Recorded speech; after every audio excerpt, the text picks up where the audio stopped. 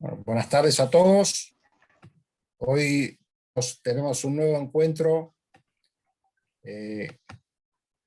Nos quedó en esta presentación la del encuentro anterior. Este es el segundo encuentro para analizar el nuevo reglamento de presentaciones y notificaciones por medios electrónicos que fue establecido hace pocos días por la Suprema Corte mediante el Acuerdo 4013.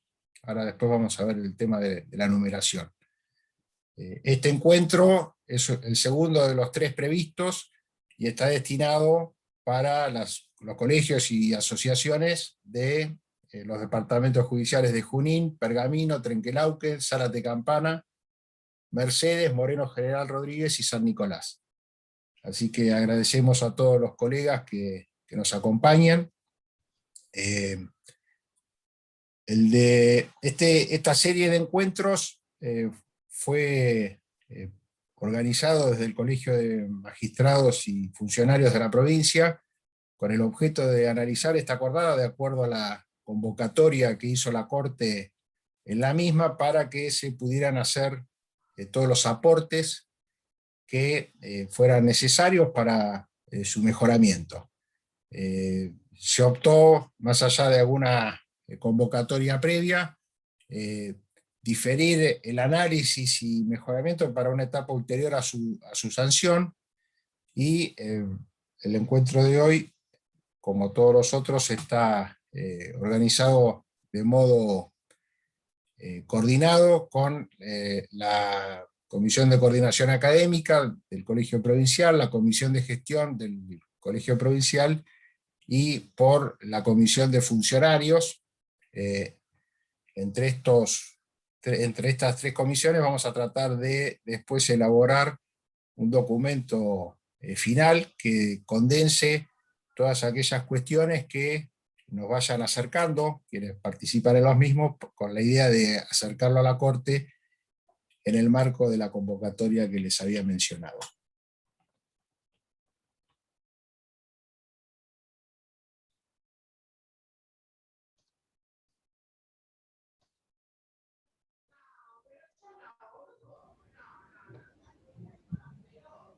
Estás muteado, Simón.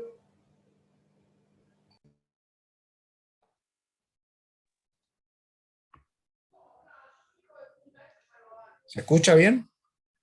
Ahí sí. Bien.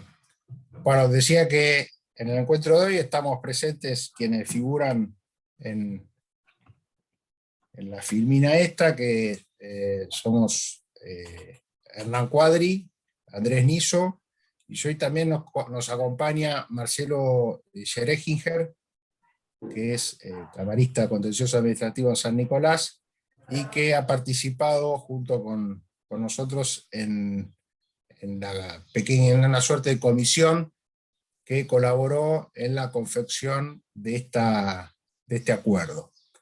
Entonces, Marcelo después seguramente al final nos va a decir algunas palabras respecto de lo que se vaya omitiendo. Entonces, aceptando la convocatoria que hizo la Corte, vamos a hacer estos encuentros. Para el objetivo de elaborar el documento final, le pedimos a cada uno de los colegios departamentales que a través de sus delegados, que muchas veces seguramente estarán en la comisión de gestión respectiva, nos hagan llegar las propuestas que consideren oportunas. Esto lo deberían hacer al mail institucional del colegio, que es el que figura en la filmina. Le pedimos que en asunto pongan reglamento para que nos puedan derivar toda la información que vaya llegando, y vamos a establecer como fecha tope para esto el 8 de mayo, dado que hasta el 14 o 15 es el plazo que ha dado la Corte para la recepción de esto, y queremos tener la última semana para poder elaborar el documento. Con todo eso, nos juntaremos con las 3 comisiones que les mencioné al principio para poder dar un aporte final. Bueno, comenzando un poco con cómo llegamos al acuerdo 1413, bueno, esto tiene que ver con la gestión de los procesos judiciales. Hace varios años que la Corte está trabajando en transformar la gestión de los procesos judiciales con la incorporación de herramientas digitales e informáticas. Esto lo ha ido haciendo la Corte de modo parcial y a través de la incorporación o reglamentación de diversos aspectos del proceso. Así tenemos que en un inicio desarrolló el sistema GAM, que era gestión administrativa multifuero, en el año 2003. Quienes nos desempeñamos en el fuero contencioso administrativo recordamos que arrancamos con esto, que mirado desde hoy era algo bastante rudimentario, y posteriormente derivó en el actual sistema Gusta que todos conocemos. Después, bueno, a través de las resoluciones y acuerdos que se mencionan, se fueron reglamentando diversos aspectos del proceso: la mesa de entradas virtual, la subasta electrónica, el inicio remoto de procesos, la generalización de la firma digital, algunas pautas de actuación ante el fuero penal y de responsabilidad penal juvenil, registro de domicilios electrónicos, sorteo en tribunales colegiados. El registro de resoluciones y sentencias es algo que se está desarrollando, que también va a impactar en la gestión. Pero hay dos aspectos que parecieran ser los más relevantes o los que más nos trascienden cuando hablamos del proceso, que se vinculan con las presentaciones electrónicas y las notificaciones electrónicas, que estuvieron reguladas en estos dos acuerdos que figuran acá, y con algunas modificaciones. De algún modo, el nuevo reglamento condensa ambas reglamentaciones, las mejora y las da por superadas, y genera un texto único que es el que debería empezar a regir. Para que no se confundan, más de lo que los voy a confundir yo, es necesario saber que el acuerdo 4013 aprueba como anexo el nuevo reglamento de presentaciones y notificaciones electrónicas. Entonces, no es necesario que miren el acuerdo, porque tiene algunas cuestiones de forma, algunas modificaciones. Directamente nos manejamos con el nuevo reglamento que surge del anexo. Con que vean el anexo es suficiente. Este acuerdo lo que hace es, a partir de su vigencia, que va a ser dentro de los 60 días de perfeccionado y con posterioridad a recibir las propuestas que se hagan y evaluarlas, va a derogar el acuerdo 3845 y el acuerdo 3886, generando un texto unificado de ambos. Esto es importante. Hoy estábamos justo en el juzgado, tan involucrado con este tema y las charlas y todo, y ya bajé línea, y hoy estaban citando el acuerdo 4013 como fundamento de una resolución, y bueno, me parece que no está vigente. Bueno, efectivamente, tienen que pasar 60 días, ahora vamos a ver bien la fecha. A posteriori del 4013 se sacó el acuerdo 4016, que realizó unas pequeñas modificaciones, y luego de esto el presidente, mediante una resolución, saca un texto ordenado del reglamento, que es el que hay que tener en cuenta y que es el que vamos a analizar en este encuentro. Entonces, lo que hay que buscar es el reglamento en su texto ordenado por esta resolución de Corte, que es, por otro lado, es el que figura en la página web de la Corte. De acuerdo a lo previsto en este acuerdo, en su artículo primero, este acuerdo va a ser obligatorio, este reglamento va a ser obligatorio para todos los procesos en los que se aplique el Código Procesal Civil y Comercial en forma directa o supletoria. Esto, en el encuentro anterior se generó la duda si se aplicaba para los procesos penales. Bueno, en principio lo que dice este reglamento es que está destinado a estos a los procesos donde rige el Código Procesal Civil y Comercial. La vigencia es 60 días corridos de perfeccionado el trámite de su rúbrica, que, como sabrán, el perfeccionamiento de las resoluciones y sentencias de los tribunales colegiados se produce a partir de la firma del secretario, en este caso, que firma después que hayan firmado todos los magistrados que integran el cuerpo, y en este caso fue el 15 de abril de 2021, así que habrá que esperar los 60 días para la vigencia, y también es probable que haya alguna modificación o ayornamiento en función de las propuestas que se vayan haciendo. La estructura del reglamento es la siguiente: hay dos capítulos principales, el capítulo 1 y el capítulo 2, que se refiere el primero a las presentaciones electrónicas y el segundo a las notificaciones electrónicas. Después hay un tercer capítulo de disposiciones complementarias que trata tres aspectos. El primero de ellos son los oficios judiciales, el segundo es las comunicaciones entre órganos y dependencias jurisdiccionales.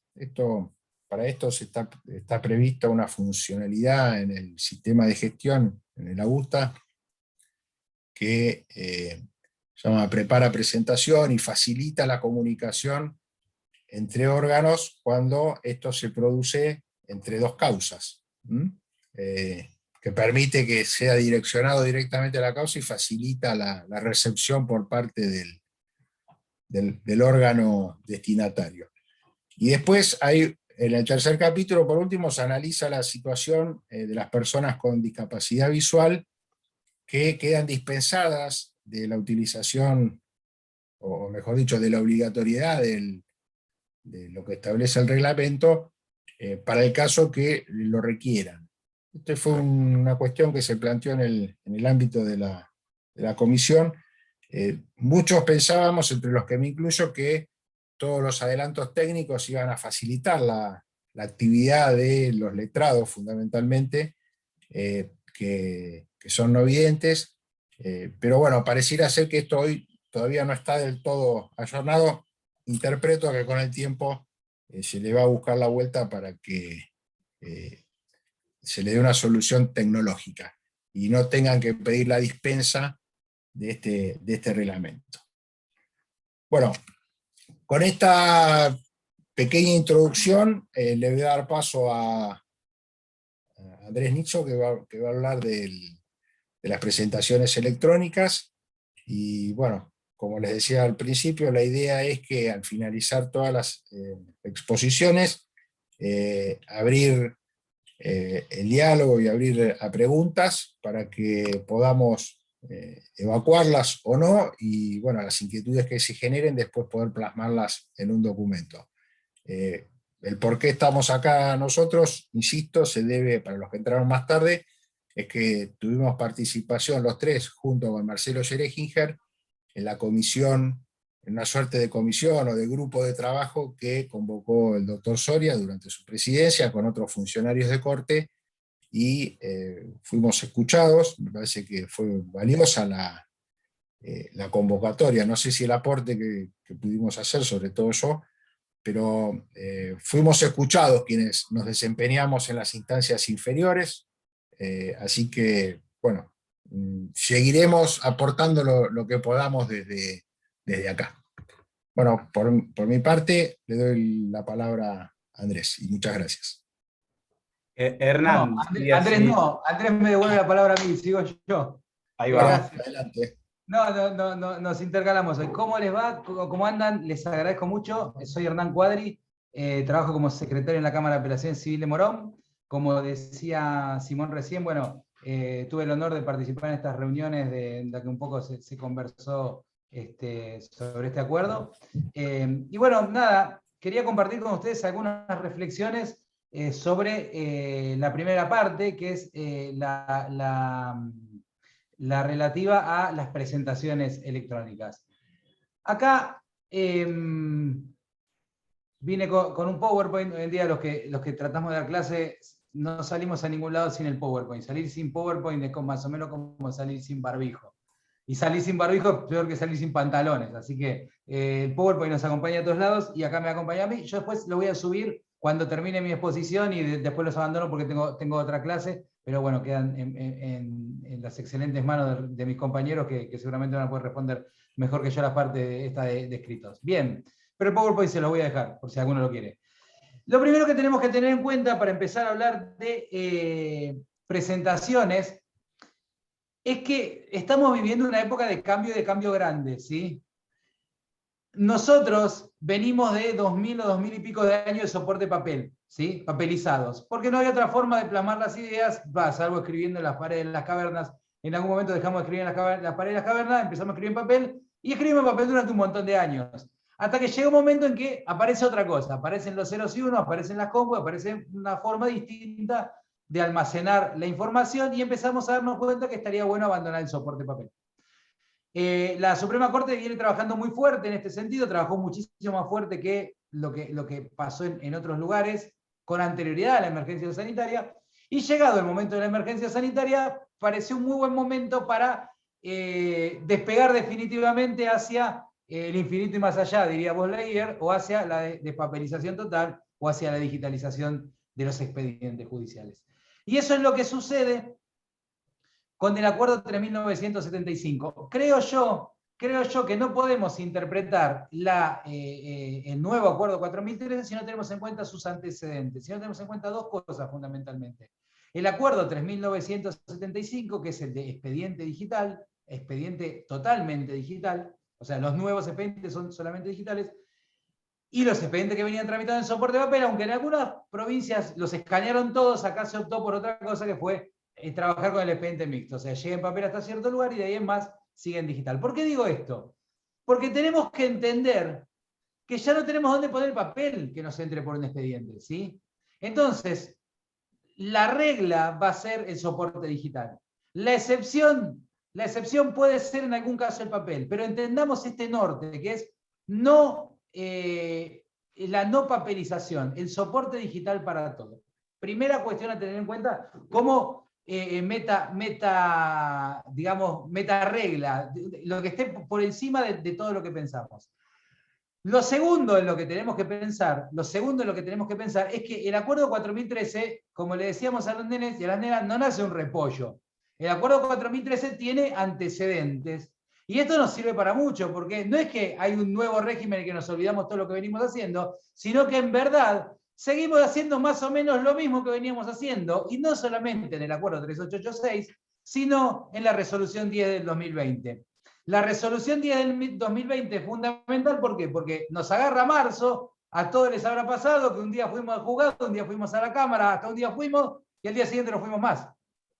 Y entonces miramos y dijimos, ¿y ahora qué hacemos que no vamos más? Bueno, pero como la Corte venía ya caminando con firma digital, presentaciones electrónicas, notificaciones electrónicas y todo, un pasecito de magia dijo, resuelvo la cuestión de los letrados patrocinantes, resuelvo que nada se vaya en soporte papel y ya estoy digitalizado. Y la verdad que, salvo alguna cuestión en particular, no fue tan traumático. Fue traumático. Todo lo traumático que es salirnos del papel. Nosotros estamos acostumbrados a mirar el expediente, a usar el mojadedo y pasar las hojas, usando la terminología antigua. Y bueno, nada. Y llega un momento que tenemos el Augusta y los clics. Y el remoto y Windows 95 cuando usamos el guacamole. Pasa. ¿Sí? Pero lo esencial es esto. No es que vamos a tener que aprender todo de vuelta. Probablemente vamos a seguir haciendo lo mismo que veníamos haciendo con algún retoque. La regla es que todo lo que ingrese al expediente digital tiene que venir en formato digital. Ya no tenemos un lugar donde coser la documental. Y eso se plasma en el primer artículo del 4003. Si lo comparamos con el 3886, decía, con excepción de la demanda, de los que deban ser en soporte papel, pero ya no es todas las presentaciones que ingresen. Incluida la demanda, porque tenemos demanda remota. Entonces, pauta. Todos los escritos que vengan van a ser todos digitales. Con excepción, dice el artículo 3, de los supuestos previstos en la normativa reglamentaria de la Suprema Corte. Esto es más bien una norma abierta, es decir, que dejamos una norma abierta por si hubiera alguna situación, pero yo no encuentro ninguna presentación que tenga que seguir haciéndose en soporte papel, salvo lo que va a decir después Andrés, todas las personas con discapacidad visual que van a estar relevadas de cumplir lo dicho en este acuerdo. Y también se termina la cuestión de si las presentaciones en formato papel, ¿se acuerdan que antes había que ver si la escaneaba el juzgado, subía la copia profesional? Bueno, todo un lío. Ahora directamente, lo poquito que pudiera entrar en soporte de papel, ¿sí?, lo va a tener que escanear el órgano judicial. Tendría que ser mínimo, ¿sí? Tendría que ser mínimo. En realidad, no sé si va a ser tan mínimo porque, por ejemplo, el fuero de familia va a seguir recibiendo algunas cosas que van a seguir siendo papelizadas. Lamentablemente, las contestaciones de oficio de las comisarías van a seguir haciendo así, por lo menos por un tiempo. Ahora, vamos a los escritos. Este arbolito lo hice como para que tengamos en claro por dónde ir caminando. ¿Qué pasa con las presentaciones de mero trámite? Antes eran exclusivamente digitales, la firma del patrocinante, la firma del apoderado, y ahora siguen siendo exclusivamente digitales. Firme patrocinante o firme apoderado, presentaciones de mero trámite, que son las que están definidas en el acuerdo 3842, solamente digital. No pedimos por escrito y no llevan la firma del cliente, aunque sea patrocinante, solamente con la firma del letrado, patrocinante o apoderado, ¿sí? Porque los habilita a hacerlo los abogados la ley de ejercicio profesional. Creo que es artículo 53, 56, por ahí al fondo. Inciso C, no me acuerdo del artículo, pero sé que es el inciso C. Información irrelevante. Bien. Eso por un lado. Ahora, ¿qué pasa con las presentaciones que no sean de mero trámite? Las que están enumeradas 3842. Lo primero no lo dice el acuerdo, pero se sobreentiende. Si la parte actúa representada por un apoderado, basta que venga el apoderado solo. Electrónica. Confirma electrónica, con el token. No en papel. Aunque sea la contestación de demanda, solamente electrónica. Si la parte estuviera habilitada por alguna característica especial en hacer presentaciones electrónicas, o la parte tuviera un certificado de firma digital, que las personas particulares pueden tenerlo, también las presentaciones van a ser electrónicas exclusivamente. Ahora, ¿qué pasa cuando no se da ninguno de estos supuestos? Clásico. Persona que viene actuando por derecho propio con letrado patrocinante. Sabemos qué es lo que se hacía antes, ¿sí? Se mandaba el escrito en papel y con posterioridad tenía un tiempo para subir el electrónico y todo. Esto no va más. Siguiendo el sistema de la resolución 10, caemos atrapados en el nuevo artículo 5. ¿Qué dice el nuevo artículo 5? ¿Cómo se trabaja con estos escritos? Claramente, el escrito será firmado hológrafamente en presencia del abogado. Adelante el abogado, firma el escrito. El abogado genera una copia del escrito firmado por el litigante y la adjunta a una presentación electrónica. Genera una copia con la firma incluida, escanea, PDF, lo trae en la presentación electrónica. Es de buena práctica que la presentación electrónica tenga también el mismo texto. ¿Para qué? Para que no tengamos que entrar en el Augusta a leer cada PDF que nos lo abre en el navegador. ¿Sí? Sería de buena práctica que el texto estuviera tanto en el PDF como en la presentación. Ahora, ¿qué implica esto? El ingreso al sistema de una presentación de estas características implica la presentación formal del escrito. O sea, el escrito queda formalmente presentado cuando el letrado hace esto. Si el letrado no hizo esto y falta el PDF, no está contemplado en el reglamento, pero no parecería que se produjeran estos efectos. Quizá podríamos intimarlo para evitar un exceso ritual por un plazo breve. La declaración jurada del abogado que cumplió lo previsto, o sea, que firmó adelante de él, y la asunción propia de los deberes del depositario del escrito. O sea, el letrado se transforma en depositario de este original. Ahora, ¿cuándo podemos pedir el original? Esto es excepcional. Hay que hacerlo por resolución fundada, no es decir, no sé, hay viento, tráeme los originales. No, tiene que haber una resolución fundada, esto se puede hacer de oficio a pedido de parte. Pero hay un límite. Ya no es como la resolución 10, que no quedaba claro cuándo podíamos hacerlo, sino que tenemos estas dos oportunidades. ¿Cuándo podemos hacerlo de oficio? Mientras la presentación no hubiera sido proveída. O sea, nos llega el escrito de esta condición y todo, queremos ver el original, pedimos la exhibición. A pedido de parte, a pedido de la contraria, ¿cuándo podemos hacerlo? A pedido de la contraria, bien. A pedido de la contraria, dentro de los 5 días posteriores a la fecha en que se notifica el auto de resolución por el que se provee la presentación. Con posterioridad a esto, dice el artículo, el escrito queda definitivamente incorporado a la causa y salvo que mediare en causa grave debidamente fundada, que hicieran imprescindible pedir el original, no se lo va a pedir más. Esta causa grave es una válvula abierta que deja la Corte y queda, no sé, habrá que analizarlo.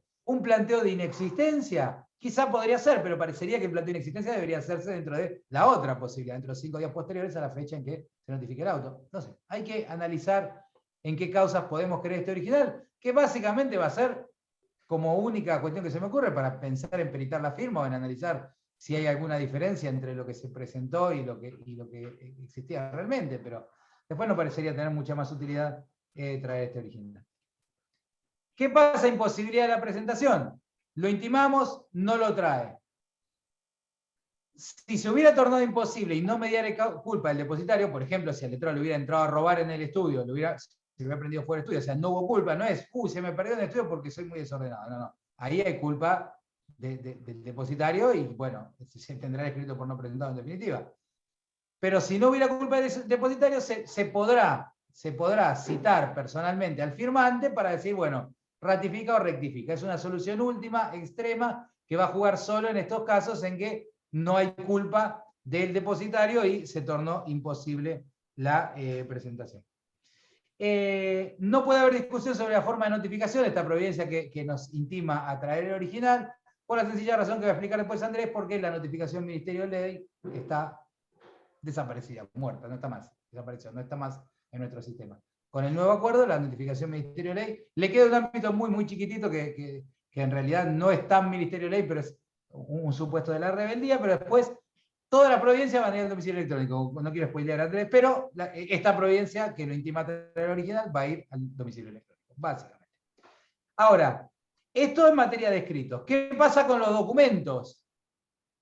La regla es la misma. Los documentos van a ser adjuntados como archivos adjuntos a presentaciones electrónicas. A tales efectos deberán ser digitalizados. Entonces, ¿qué hacemos cuando tenemos un documento para presentar? Lo digitalizamos y lo acompañamos con la presentación electrónica respectiva, y esto va a implicar la adjunción del documento, la declaración jurada del abogado acerca de su correspondencia con los originales, en el sentido de decir, esto es una copia fiel de del original que yo tengo. Si a algún momento lo ingresado así discordara con el original, el que va a tener un problema va a ser el abogado, que es el que certificó que era igual, aunque no es un funcionario público, está dando, según el acuerdo, por lo menos declarando juramentadamente, no sé si está bien usada la palabra, que esto es así. Y la asunción propia de las obligaciones del depositario de la documentación, lo cual es complejo y le genera al abogado una responsabilidad muy grande, porque tener guardado en el estudio un recibo o alguna documentación de mucha importancia se vuelve complicado. Ahora, ¿cuándo se puede ordenar la exhibición? De oficio a pedido de parte. Miren que acá no dice por resolución fundada. Se puede ordenar la exhibición del original. De oficio, mientras que la presentación no hubiera sido proveída. A pedido de parte, dentro de los 5 días notificado el auto que proveyó la presentación que los adjunta. Entonces, viene la contraria, pide que se traiga el original, se lo intimirá. La contraria no parece tener que pedirlo fundadamente, simplemente quiero ver el original, y se producirá una exhibición del original. Ahora, ¿qué pasa con eso? Habla de exhibición, no de reserva en el juzgado. Entonces, quizá la exhibición y la constatación por el actuario, dentro de los términos de la prueba documental, vieron que dice que se puede pedir que el actuario certifique que el estado material del documento y demás. Entonces, si lo puede traer, el actuario puede dar fe que el documento que tiene a la vista es fiel de aquel que está en el sistema. En ningún momento se habla de la incorporación al expediente, porque en realidad no hay expediente de papel. Con posterioridad, los documentos presentados quedan definitivamente incorporados, sin perjuicio del deber de exhibición de aquellos que hayan venido como resultado de la actividad probatoria, en cuyo caso podrá pedirse la exhibición a los efectos que sean correspondientes. Trajimos un contrato, trajimos un recibo y hay que peritarlo. Bueno, en principio trajimos el soporte digital, pero al momento de hacer la pericia lo intimaremos para que en el plazo de 5 días traiga y ponga a disposición del juzgado el original, o a disposición del perito, pero en realidad sería mejor a disposición del juzgado, después el juzgado se lo entregará al perito para que lo analice, ¿sí? Entonces, todo esto de traer solamente soporte digital es hasta que necesitemos los originales. Cuando necesitemos los originales podrán requerirse. Bien. Hasta acá venimos hablando de qué hacer con los documentos. No hay nada que te diga qué hacer si se torna imposible la exhibición del original, lo cual puede ser un problema, ¿eh? ¿Qué pasa si no tenemos el original para mostrar? Yo creo que habría que ir por la vía de la reconstrucción, pero el reglamento no no ha dicho demasiado en este sentido, y creo yo que no va a quedar otra que la reconstrucción, si se hubiera perdido sin culpa del depositario. Si hay un problema del depositario, será cuestión entre el cliente y su abogado. Es complejo, pero es así. ¿Hay supuestos excepcionales? Sí que hay supuestos excepcionales. El primero, ¿cómo traen un documento en formato digital que no pueda ser ingresado a través del sistema de notificación y presentaciones, por ejemplo, por su tamaño? Ahí es el órgano judicial que debe disponer cómo se lo trae y cómo se lo resguarda. Y ojo acá porque hay que tener mucho cuidado con que lo resguardado sea fiel a aquello que nos han traído. Andrea, el tema de los ejecutivos y el pagaré ya se planteó en la reunión de Morón, ya lo tenemos en el radar porque realmente ahí ya no hay solamente cuestiones procesales, sino que hay cuestiones de fondo que tienen que ver con el mantener estos documentos para que no puedan seguir circulando, el mantener las cambiales y demás, incluso para cuando tenemos que preparar la vía ejecutiva y necesitamos que la parte venga a reconocer el original. Es un tema que nosotros tenemos anotado, pero si quieren, dentro del documento que comentaba Simón y que se puede armar, bueno, no estaría más que se refleje también esto como para dar la postura de las diversas asociaciones, en el sentido de que estamos detectando la cuestión de los pagarés y eso, y a la cual hay que darle alguna solución, creo yo. Así que es buena, me parece atinado, por lo menos plantearlo para que después eso se analice si la Corte lo estima pertinente y se defina algún temperamento en ese sentido. Después están los documentos de digitalización dificultosa, al igual que los documentos de copia dificultosa. Bueno, el testamento hológrafo, Lorena, parecería que es lo mismo. Incorpórenlo, por favor, porque después nosotros nos vamos a estas reuniones y a lo mejor nos queda, pero en las asociaciones de cada uno, por favor, plantéenlo y nosotros vamos a tratar de anotar todo, pero bueno, a veces hay cosas que se pasan. ¿Qué pasa si no se puede digitalizar? Bueno, por el número, extensión o cualquier razón atendible, quedarán en poder de la parte será depositario de las mismas, hasta que se deba presentar cuando el juez se lo requiera, ¿sí? No sé, 1.000 o 5.000 recibos, y bueno, a lo mejor los 5.000 recibos no los vamos a digitalizar, los tendrá en poder de la parte, en algún momento se los pedirán para alguna situación. Al igual que se exime de copia, se exime de digitalización. La cuestión de las copias, bien, ya las copias no van a operar de la misma manera porque ya no vamos a estar pidiendo copias. Tenemos el original electrónico y del original se van a poder traer tantas copias como queramos y ya cuando haya que adjuntarlo no va a hacer falta, como va a estar en el sistema, no va a hacer falta la indicación de la adjunción material de la copia, ni siquiera la adjunción del archivo digital, sino bastará con la individualización precisa y la indicación de la disponibilidad a través de los sistemas de consulta telemática. O sea, mire, le estamos dando traslado a esta documentación usted la puede consultar en este link. Creo que es bastante modernizador todo esto y es interesante. Casi por cerrar, comprobante de las presentaciones electrónicas. Lo que antes llamábamos cargo. A esto antes lo llamábamos cargo y lo firmaba el secretario, el oficial mayoritario, un instrumento público. Ahora ya no. Es una constancia que surge del sistema y es la misma constancia que está surgiendo ahora del sistema. No hay mayores diferencias, salvo algún retoque en cuanto a la redacción. Sí, en la descarga de presentaciones electrónicas, bueno, se mantuvo esto, la posibilidad de que sean ingresadas en cualquier día y horas. Yo sé que hubo bastante conflicto en cuanto a la posibilidad de que esta documentación, de que este tipo de presentaciones en algún momento se suspendieran, ferias, feriados, fines de semana y demás. La Corte no avanzó en este sentido, se mantiene la posibilidad de hacerlo en cualquier momento. Antes decía solamente que los funcionarios iban a descargar o a revisar el módulo y decía 2 veces por día, ahora serán funcionarios o agentes, me parece que no es una tarea, no porque tenga nada de malo, ¿no? Pero estar empleando a una persona que a lo mejor es funcionario a bajar presentaciones no parece lo más lógico. Entonces, como ya el sistema está bastante aceitado y todo, se hará como se hizo siempre en tribunal, los chicos de la mesa de entrada. Deberán compulsar con periodicidad a fin de proceder al pronto despacho de las resoluciones. Básicamente, o dicho de otro modo, no podemos dejarlo escrito tirado en el módulo. Cerramos con esto, formato de copias, esto da muchos problemas porque a veces la gente trae las copias mal escaneadas y demás.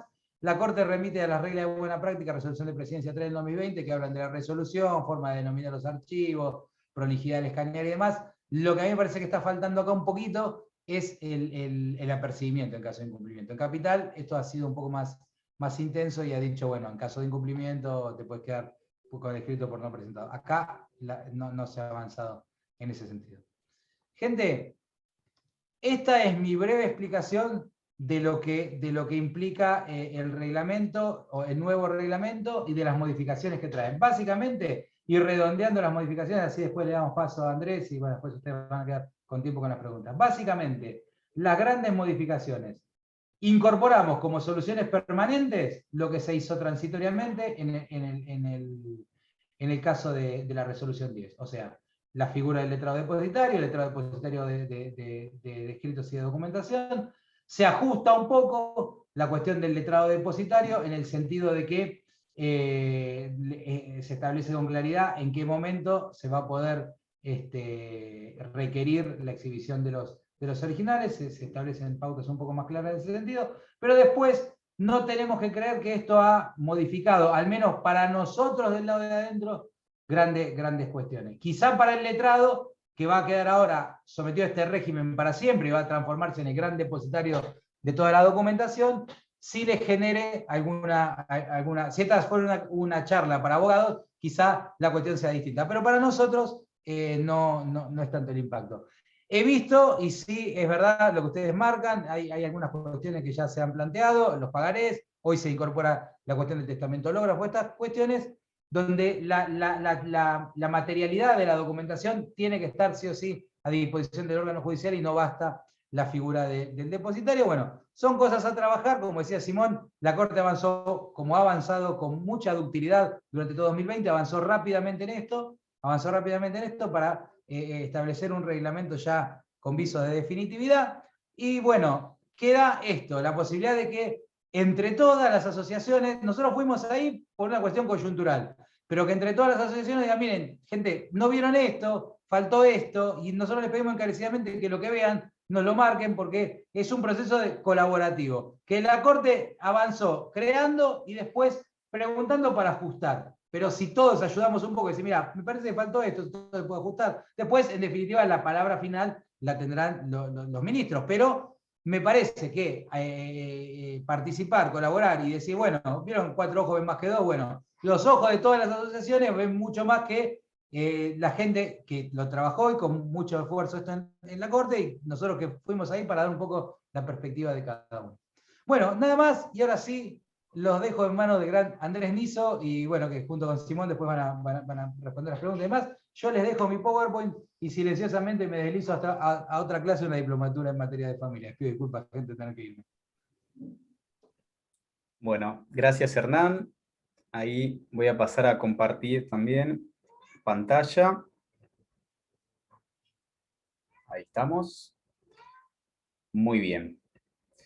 Bueno, en esta oportunidad a mí me toca ocuparme de las notificaciones por medios electrónicos, cómo se regulan este nuevo cuerpo unificado, en este reglamento unificado de presentaciones y notificaciones que están específicamente contempladas en el capítulo 2, del anexo 1, que es este nuevo reglamento que aprueba la acordada 4013 con las reformas de la 4016 y el texto ordenado de presidencia, como lo comentó Simón al comenzar este encuentro. Voy a ir quizás rápido en algunas cuestiones porque no quiero abusar del tiempo y dejar por ahí espacio para las preguntas finales. Para comenzar, partimos del artículo 2 de este nuevo reglamento, que nos habla sobre la obligatoriedad o esta carga que se mantiene de constituir domicilio electrónico. Esto prácticamente se mantiene en los mismos términos que lo que ya teníamos vigente, que es el artículo 3 del aún vigente Acuerdo 3845, que nos habla de esta carga para cumplir con el artículo 40 del CPC, la necesidad de denunciar un domicilio electrónico que, al igual que ahora, no necesariamente tiene que coincidir con el de el abogado que asiste a cada una de las partes. Después del artículo 2 nos vamos al artículo 10 de este nuevo reglamento, y acá empieza lo más jugoso, o lo más novedoso, si se quiere, del nuevo régimen, que es el establecimiento de un sistema general de notificaciones electrónicas. Es decir, se desplaza un poquito, o bastante, el sistema que veníamos implementando hasta este momento, y digamos va en algún punto bastante en el borde del Código Procesal Civil y Comercial, pero se entiende que es una manera de reinterpretar un montón de las disposiciones clásicas que ya teníamos en el código procesal a la luz de la implementación del nuevo, o de los nuevos sistemas tecnológicos. El artículo 10, acá está transcripto, después vamos a ir deteniéndonos en cada uno de los aspectos que consagra el nuevo régimen. Las principales reglas de este nuevo sistema general de notificaciones es que todo se notificará en forma electrónica. ¿Qué implico con todo? Bueno, decimos todo y es todo. Son las providencias, las resoluciones y las sentencias definitivas o equiparables a tales. De esta manera se recepta una de las modificaciones introducidas transitoriamente por la Resolución de Presidencia 1020, que autorizó la notificación de sentencias o equiparables a tales en forma electrónica, algo que en principio hasta ahora teníamos vedado y que teníamos que hacerlo sí o sí en papel. Esa Resolución de Presidencia 1020, en que carácter excepcional y transitorio nos autorizó durante la pandemia a notificar en forma electrónica las sentencias, hoy se recepta como carácter definitivo e ingresa en este artículo 10 del reglamento. A la par de generalizar la notificación de todos los actos procesales bajo la modalidad electrónica, también se lo hace específicamente bajo la modalidad automatizada de notificación.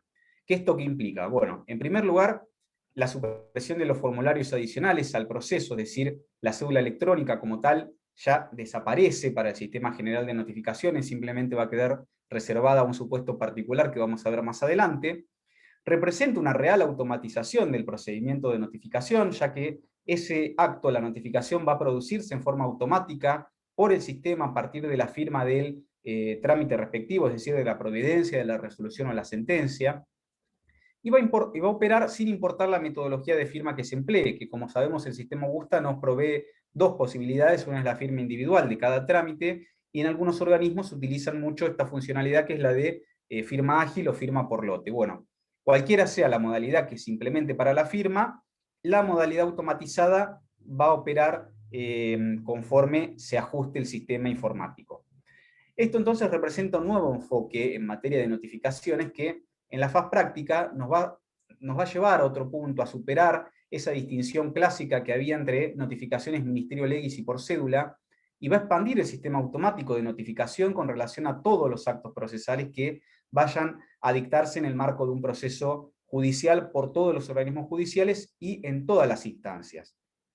¿Y esto qué implica fundamentalmente? ¿O cuál va a ser el mayor impacto? Sobre todo para aquel lado o el lado externo de la pantalla, como le llamo yo, más allá del mostrador, sino hoy tenemos la pantalla como divisor de lo interno y lo externo. Bueno, para la parte externa de esta pantalla, nos implica que el libro de asistencia deviene absolutamente innecesario. Pensemos que está todo disponible y permanentemente disponible a través de medios de consulta telemáticos. Bueno, no existe más en papel nada que se pueda ir a consultar físicamente a la mesa de entradas.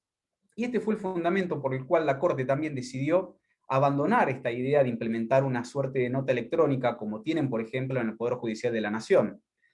Se interpreta que la carga de comparecer a la mesa de entradas que contempla o que prevé actualmente el artículo 133 del Código Procesal Civil y Comercial se reemplaza por la carga de acceder al portal a fin de verificar las notificaciones depositadas en los domicilios electrónicos de las partes. Es decir, para los abogados esto, o para los usuarios externos, esto es una ventaja. Se está relevando ya de la carga de asistir a la mesa de entrada física, donde van a llegar y no van a encontrar nada físicamente para ver que no puedan ver desde el portal. Entonces, esa carga de acceso los días martes y viernes se va a reemplazar por el acceso al portal. ¿Qué sucede con las copias para traslado en los casos de notificaciones en este formato electrónico y automatizado? Por empezar, tenemos que tener en cuenta algunas premisas. La primera de ellas es que todas las presentaciones y toda la documentación, como lo explicó Hernán recientemente, va a estar incorporada al expediente en soporte digital. Esto surge, ¿no? Ahí cito los artículos 1, 3, 4, 5 y 6 de este nuevo reglamento, que son los artículos que se ocupó de comentar Hernán.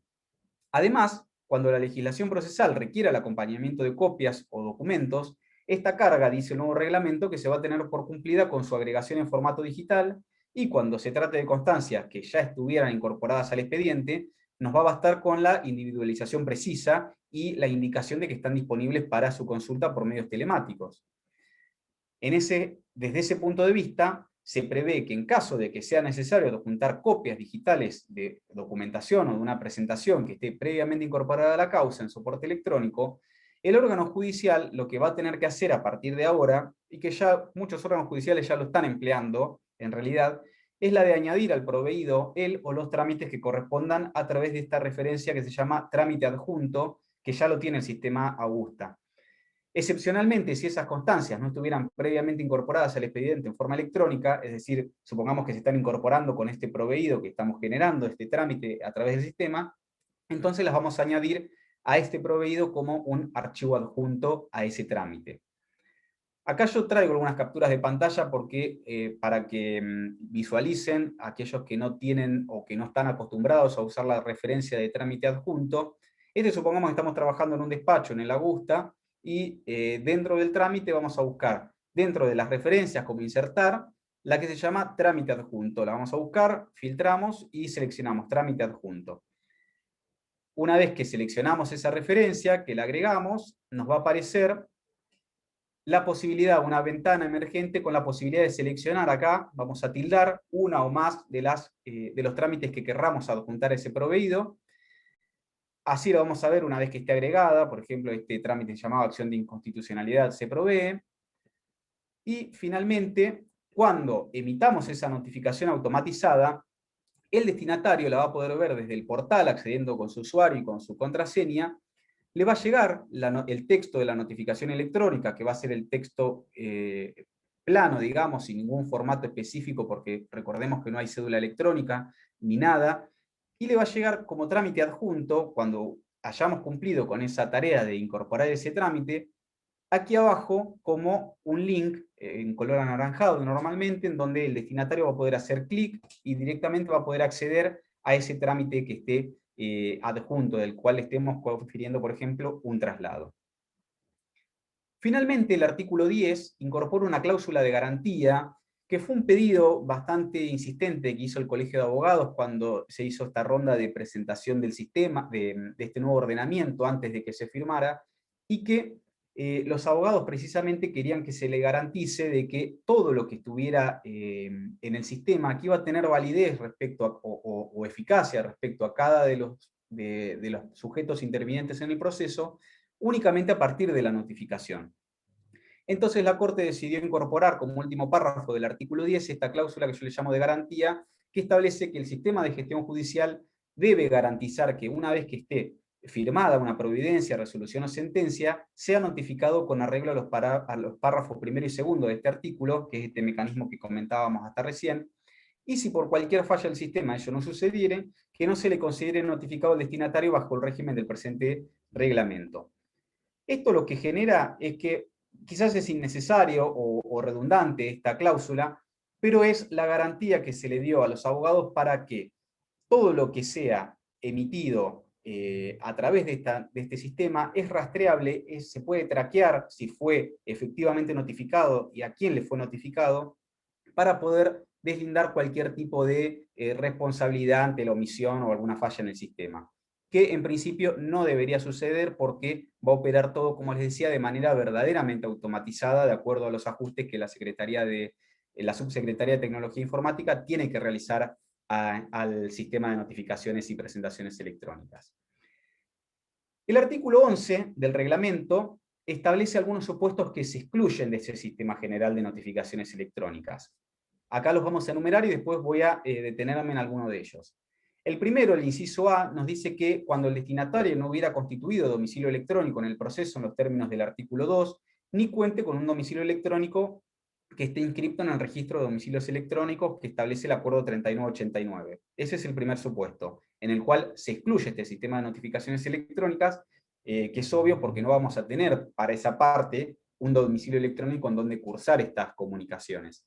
El segundo supuesto, el inciso B, habla de aquellas resoluciones que, de acuerdo a la legislación vigente, tengan que ser notificadas por otros medios, por ejemplo, los edictos o los medios de radiodifusión y televisión. Esos supuestos, obviamente, no van a quedar comprendidos en el régimen general de notificaciones, sino que vamos a tener que acudir a los que estén expresamente determinados y bajo esas modalidades. El inciso C dispone que Tampoco van a incluirse en el sistema general de notificaciones aquellas resoluciones que dispongan el traslado de la demanda, la intimación de pago o la citación de terceros al proceso. Y finalmente, aquellas resoluciones en aquellos casos en los que el órgano judicial expresamente disponga que por la índole o el contenido de la medida adoptada, o el estado del proceso, por cualquier otra razón que esté debidamente justificada, tenga que ser excluida. Es decir, le da una herramienta al juez o al magistrado para que pueda excluir alguna autonotificación. Un ejemplo podría ser una medida cautelar que no la vamos a notificar hasta tanto no esté efectivizada al afectado. En ese caso, estará la posibilidad de excluir a ese sujeto de este régimen y diferirla para otro momento cuando ya esté acreditada la traba de la medida, por ejemplo. Bueno, es una cláusula abierta que le da esta facultad al juez para que evalúe en cada caso.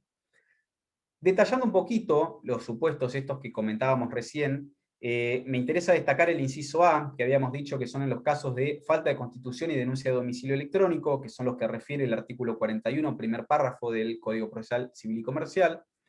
También los supuestos donde haya sido decretada y notificada la declaración de rebeldía del destinatario, supuesto del 59 del CPC-CBA, y siempre que no sea todo esto, recordemos, siempre que no sea de aplicación en régimen del artículo del Acuerdo 3989 que aprobó el registro de domicilios electrónicos.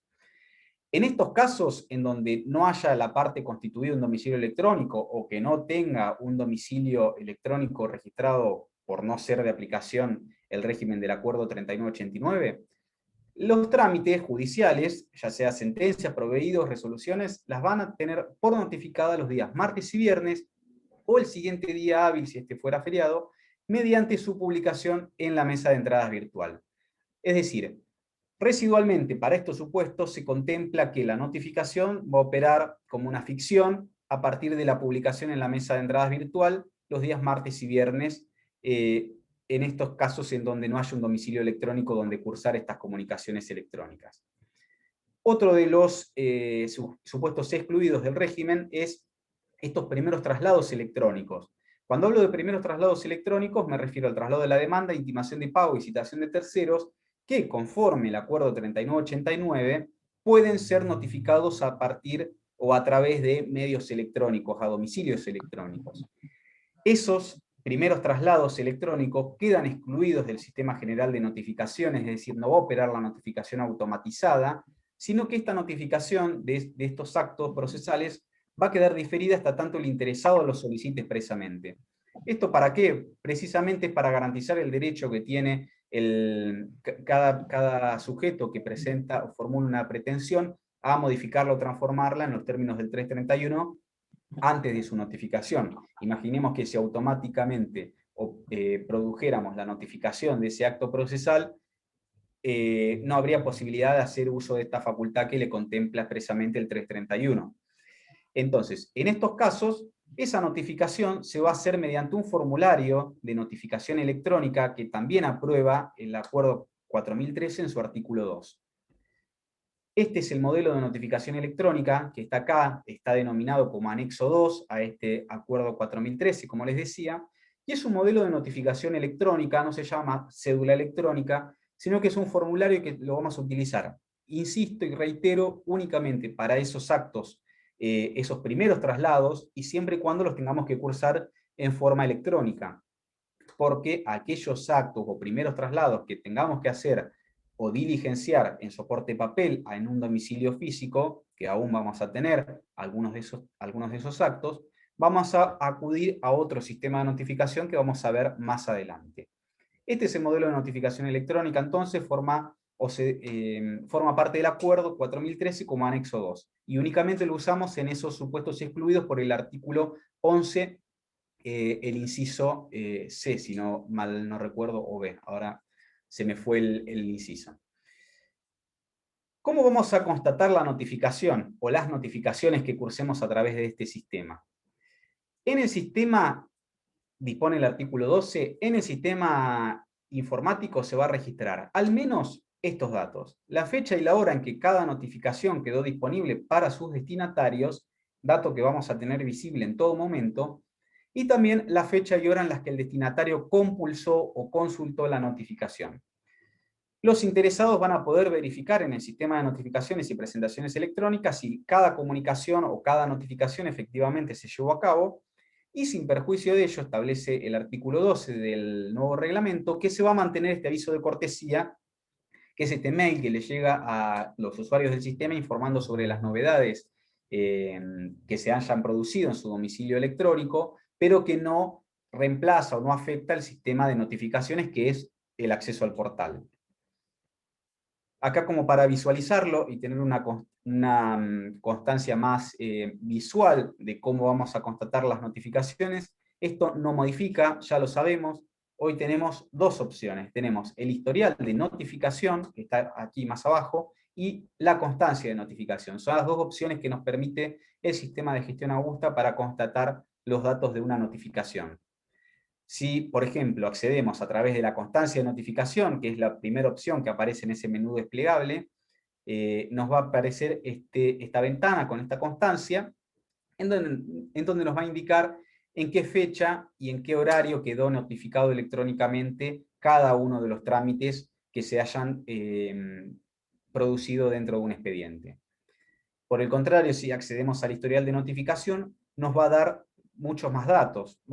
Nos va a permitir ver en qué momento se dio de alta o que quedó disponible para el destinatario esa notificación, en qué momento se leyó la notificación, e inclusive, muchos de ustedes saben que el portal tiene una opción de un casillero para tildar como procesada determinada notificación. Incluso si esa persona, el destinatario, tildó como procesada, nos va a aparecer acá en la columna de acciones que se indicó como procesada. En definitiva, a nosotros el único dato que nos interesa a los fines del cómputo del plazo de notificación, que ahora vamos a ver cómo se computan todas estas notificaciones automatizadas, es la fecha de alta o disponibilidad, es decir, la fecha en que quedó disponible cada comunicación con relación a sus destinatarios. La fecha de lectura es como un dato adicional que nos brinda el sistema, que nos puede ser útil en determinadas circunstancias, pero en principio, para el cómputo de los plazos o cómo operó la notificación, nos va a ser suficiente la fecha de alta o la fecha en que quedó disponible o la fecha de disponibilidad. Desde el portal tenemos la opción de que el usuario, el destinatario, es decir, los usuarios externos principalmente, puedan verificar en qué fecha le quedó disponible una determinada notificación. Nosotros, cuando accedemos a la notificación, lo primero que vamos a ver son los datos de la notificación electrónica, donde vamos a ver, bueno, en este caso el usuario conectado, el organismo emisor, la carátula y el número de expediente en donde se libró la comunicación, quién lo firmó y demás. Y lo que nos interesa acá es la fecha de alta o disponibilidad, que en este caso es 25 de abril, en el ejemplo que yo hice acá para traerles a ustedes, y la fecha de notificación, como vemos que esto, dependiendo de la opción que hayamos indicado al momento del juzgado de emitir esta notificación, cómo se le impactó. En este caso sería el martes o viernes posterior siguiente a la fecha de alta o disponibilidad. Pero lo importante siempre es la fecha de alta o disponibilidad. ¿En qué momento entonces se va a perfeccionar la notificación? Como veníamos diciendo, lo establece el artículo 13 del nuevo reglamento, y establece que la notificación, al igual que el régimen actual, se va a tener por cumplida los días martes o viernes inmediatos posteriores, o bien el siguiente día hábil, si alguno de ellos no lo fuere, aquel en que cada resolución, proveído sentencia, hubiera quedado disponible para su destinatario en el domicilio electrónico. En los casos de urgencia, que van a tener que ser debidamente justificados en la providencia que así lo ordene, la notificación se va a producir en el mismo momento en que la resolución queda disponible para el destinatario. En esta nueva etapa, en orden al punto de partida de los efectos derivados de los actos de comunicación, lo que la Corte decidió fue mantener la modalidad de cómputo vigente. Muchos por ahí se preguntan o cuestionan si no hubiera sido un buen momento para que se decidiera abandonar aquel sistema o este sistema de martes y viernes similar al de nota que contempla el 133, y establecer que la notificación opere como operaba en la cédula, el día que llegó la diligencia. Bueno, se decidió en esta etapa mantener aún esta modalidad de cómputo vigente. Las razones que tuvo la Corte para esto fue, en primer lugar, el acostumbramiento que ya esta regla tenemos, y que viene, si se quiere, del artículo 143 del Código Procesal Civil y Comercial, si bien cuando se refiere a notificación por correo electrónico oficial, pero lo cierto es que también esta misma regla se mantuvo en todas las reglamentaciones que dictó la Corte en materia de notificaciones. En la última es la que tenemos en el artículo 7 del aún vigente reglamento que aprobó la acordada 3845.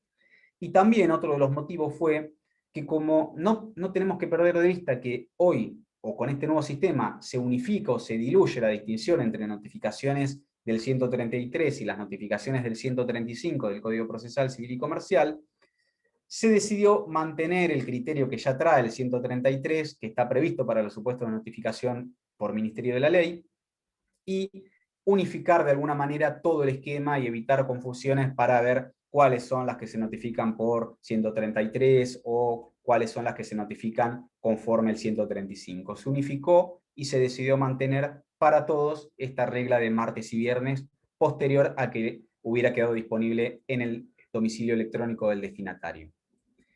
El artículo 14 del reglamento nos trae una novedad que fue propuesto por parte por el Colegio de Abogados, pero principalmente por muchos magistrados, que plantearon esta inquietud de que hoy por hoy pensemos que cuando tenemos dos pasos hoy en el sistema actual, firmamos y después notificamos. Como este nuevo sistema que implementa el reglamento del Acuerdo 4013 avanza un poco más y establece que todo se autonotifica inmediatamente a partir de la firma de cada acto, nos coarta en algún punto la posibilidad de enmendar algunos errores que se puedan advertir y que han sucedido, por ejemplo, en la firma de un proyecto, de un proveído, en vez del proveído ya definitivo y demás. Cuando se firma, ya quedó emitida la notificación automáticamente. Para sanear un poquito, para dar un salvoconducto para algunas situaciones, aparece esta aclaratoria inmediata de sentencias. ¿Y esto qué establece el artículo 14? Que una vez que una sentencia definitiva principalmente se refiere, que esté sujeta a la notificación electrónica automatizada, el órgano que lo emitió va a poder, de oficio y por medio de otro acto expreso, corregir algunos errores materiales o aclarar los conceptos oscuros equivalentes al error material, facultad que puede ser ejercida de oficio en un plazo de 2 días, siguientes al del perfeccionamiento del acto respectivo con la firma del magistrado o del funcionario que correspondiere. El fundamento de esto entonces es precisamente, viene de una fuente legal, que es el 166 del Código Procesal Civil y Comercial, que establece que una vez que está pronunciada una sentencia, concluye la competencia del juez respecto del objeto del juicio y determina que no se puede ni sustituir ni modificar ese pronunciamiento. Si bien faculta en el inciso 1 ejercer de oficio la facultad que le otorga el artículo 36, inciso 13, es decir, de corregir algunos errores, eso queda limitado a que sea antes de la notificación. Si acá estamos hablando de un sistema que se firma y autonotifica, quedaría como una letra muerta esta posibilidad del 166 del inciso primero. Entonces, esta limitación, dice la Corte, tiene que ser reinterpretada sobre la base de una inteligencia que nos armonice estas exigencias que impone el funcionamiento digital de la justicia y las propias necesidades que resultan del régimen de notificaciones automatizadas. A partir de ahí entonces se consagra esa posibilidad de aclarar en forma rápida, inmediata, dentro de los 2 días se decidió esos errores a pesar de que esté notificada efectivamente una sentencia definitiva. Hasta ahí el régimen de notificaciones y pasamos a otros aspectos que viene a regular también el reglamento, que están establecidos ya en una sección que habla de disposiciones complementarias y que comienza en el artículo 15 del nuevo reglamento, refiriéndose a los oficios judiciales. Acá no tenemos grandes novedades, ya que se replica en lo sustancial la modificación que ya trajo el Acuerdo 3997, reciente, de fines del año pasado, que nos modificó ya el Acuerdo 3845. En base a esto, la regla se mantiene. Los oficios tienen que ser generados y suscritos digitalmente, y se establece que si el destinatario tuviera un domicilio electrónico que esté inscripto en el registro de domicilios electrónicos que establece el Acuerdo 3989, que recordemos que el Acuerdo 3989 no solo permite la notificación electrónica de primeros traslados procesales, sino también la comunicación de oficios judiciales, vamos a aplicar lo dispuesto en el artículo 10 del reglamento, es decir, se va a hacer a esos destinatarios una notificación automatizada. Las reglas de entonces para los oficios judiciales las podemos resumir de la siguiente manera. Los oficios se generan y confrontan de acuerdo a las pautas que establece el anexo 3 del Acuerdo 4013. Ahora lo vamos a ver. Esto se refiere a las cédulas que tienen que ser diligenciadas en papel. ¿Cómo las vamos a generar y controlar? Bueno, para los oficios se va a remitir para la generación a ese procedimiento que más adelante vamos a detallar. Una vez que se envía con fronte el oficio por parte del interesado, le vamos a añadir la firma del funcionario o magistrado en caso de que corresponda. Si se requiere incorporar copias digitales a esos oficios, las vamos a insertar como archivos adjuntos. Esto lo va a hacer, obviamente, el que está generando ese oficio, y las vamos a diligenciar en el domicilio electrónico del destinatario. Ahora, si el destinatario del oficio no tuviera un domicilio electrónico, lo que vamos a hacer va a ser enviar ese documento al domicilio electrónico del interesado para que éste lo diligencie. Y acá el sistema nos va a generar en forma automática el código verificador y el QR que se va a insertar al pie de este documento del oficio judicial, y como novedad se incorpora que la leyenda que indica al destinatario que el documento fue firmado digitalmente y las instrucciones para que se puedan acceder, en su caso, a verificar la autoría y los archivos que estuvieran adjuntos a ese oficio, los va a generar también esa leyenda automáticamente el sistema. Que esto por ahí trajo algunas cuestiones con la modificación de la 3997 en el reglamento del 3845, que quién incorporaba esa leyenda y cómo era esa leyenda. Bueno, ahora se determina que el sistema se va a hacer un ajuste para que lo haga automáticamente y no tengamos que estar lidiando con ese confronte de si se incorporó o no la leyenda. El procedimiento básicamente entonces es idéntico al que ya tenemos de la 3997, con esas precisiones simplemente pequeñas que se hicieron, aunque importantes en cuanto a la practicidad del sistema. ¿Qué pasa con las comunicaciones entre órganos y dependencias? Esto también lo regula el reglamento en el artículo 16.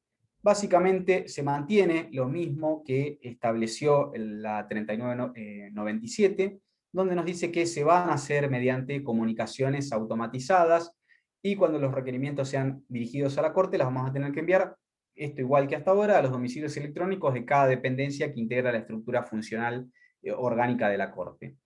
Cada organismo tiene la carga de arbitrar los medios para verificar diariamente si se han recibido o no comunicaciones de otros órganos judiciales, y acá como novedoso se incorporó que cuando la comunicación entre órganos judiciales se refiere a una causa judicial que ya existe en el organismo destinatario, el emisor tiene que emplear a los fines de su concreción la herramienta preparar presentación, que muchos ya la utilizamos, o muchos juzgados ya la utilizan, pero otros no tanto, quizás porque no conocen que está esta herramienta, o por cualquier motivo, pero bueno, el acuerdo este nuevo lo que hace es obliga a utilizar esta herramienta cuando la comunicación es dirigida a una causa específica.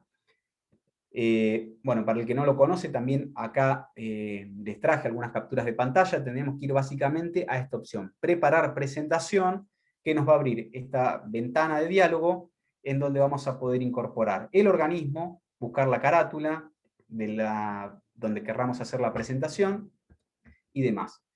Más allá de eso, a partir de la última actualización del sistema que hubo de la Augusta, para los que no lo tengan todavía presente, cuando ingresamos tenemos acá la pestaña de notificaciones, que esto es nuevo dentro de la pestaña, perdón, del módulo de firma digital, que nos va a permitir, en el caso de que algún organismo judicial hubiera obviado ese procedimiento de preparar presentación, poder acceder desde este lugar a ver las notificaciones que hubiéramos recibido, las que recibimos en el portal en forma genérica, sin estar asociadas a una presentación, y a partir de ahí vamos a poder generar un trámite e incorporarlo directamente seleccionando a qué causa corresponde.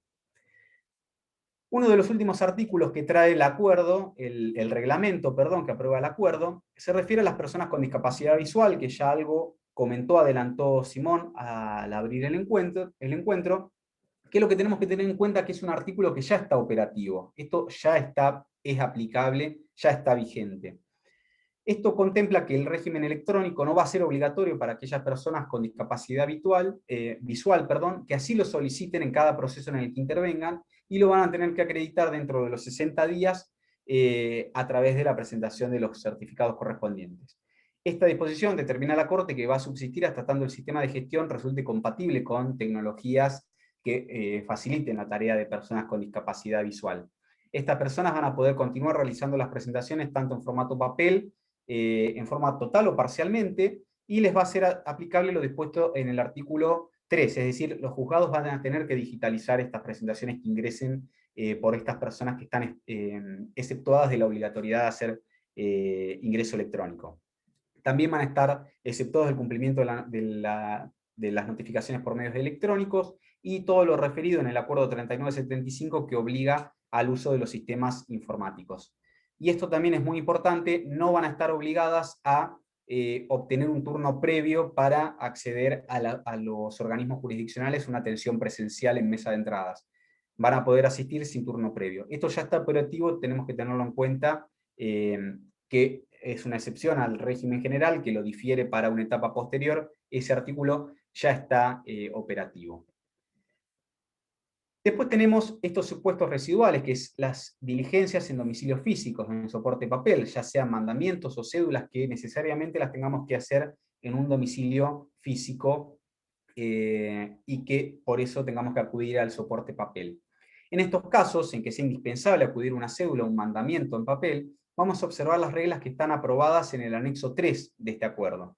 Este mecanismo implementado para estos supuestos es casi idéntico, esto tenemos que tenerlo en cuenta, no hay demasiadas novedades, al que nos incorporó el acuerdo 3997 al reglamento que aprobaba y que está vigente aún 3845. Lo que se hizo ahora fue sacarlo del cuerpo del reglamento, que recordemos es el anexo 1, para dejar este anexo 1, este reglamento, solo regulada las comunicaciones en forma electrónica. Una manera de distinguir claramente que se trata de comunicaciones que en definitiva van a materializarse o concretarse en soporte papel. ¿Cómo van a generarse las cédulas y mandamientos en papel? Esto está contemplado en el artículo 1 de este anexo 3, que básicamente, como les decía, es idéntico al mecanismo que ya tenemos habilitado a través de una de las últimas reformas al acuerdo 3845. Lo único que se precisa en este caso es que el modelo que vamos a usar para diligenciar estas cédulas en papel es el que aprueba el acuerdo 3397, que es el formulario clásico y que en el portal está denominado como cédula civil y comercial. No es el formulario de cédula electrónica que tenía la 3845, que además, por otro lado, es un formulario que desaparece y que es reemplazado por este que comentábamos anteriormente. El sistema informático, como novedad, también va a generar en forma automática esta leyenda, al igual que como comentamos en los oficios, indicando que el instrumento está firmado con firma digital y que tiene las instrucciones para acceder a la validación de ese instrumento y los mecanismos para acceder a la documentación adjunta. Esta es la única modificación que se presenta a este nuevo régimen con relación al que tenemos vigente. El confronte también es de la misma manera, lo van a hacer los funcionarios o agentes, se agrega acá la posibilidad, y también se elimina esta carga que había de entrar 2 veces al sistema, como dice ahora, se lo reemplaza con la periodicidad necesaria que va a determinar cada organismo. La validación y acceso a copias de traslado se mantiene, pase muy rápido, se mantiene de la misma manera, a través de estos sistemas de código QR o alfanumérico con el subsitio que habilita la Corte para que los destinatarios puedan validarlo y acceder a las copias. Esto se mantiene igual. Y acá, como novedad, tenemos la remisión electrónica del resultado de la diligencia. Pensemos que son cédulas o mandamientos que se mandan a una persona, ya sea un oficial ad hoc, una oficina de mandamientos o un juzgado de paz, para que se diligencie. Una vez que está cumplida esta diligencia, el informe tiene que enviarse electrónicamente, y si se hubiera producido en papel el informe y luego digitalizado, la diferencia que hay con el régimen actual es que la Corte pone en cabeza de las personas u oficinas que hubieran llevado adelante la notificación la carga de conservar esos originales en papel. Hoy por hoy esto no estaba determinado, y las oficinas lo que hacían normalmente era, o hacen, es devolver, o sea, mandan digitalizada la diligencia y luego la acompañan en papel al expediente a cada organismo judicial. Y esto por ahí trae la paradoja de que tenemos expedientes que ya están iniciados y tramitados íntegramente en soporte electrónico, y tenemos que formar un cartapacio o una carpeta para incorporar simplemente una cédula en papel, que es la única constancia en papel que vamos a tener o que tenemos hasta ahora de ese expediente. Bueno, esos documentos en papel, si se hubieran generado para practicar la diligencia, van a permanecer en custodia y conservación de la Oficina de Mandamientos por el plazo, dice el nuevo reglamento, que establezca la reglamentación que dicte la Corte. Finalmente, nos aparece como novedoso de todo este régimen el telegrama electrónico, que aparece en el artículo 4 del Acuerdo 4013. ¿Cómo lo hace? A través de la incorporación del artículo 2 bis al acuerdo 3989, que recordemos es el que aprueba el registro de domicilios electrónicos.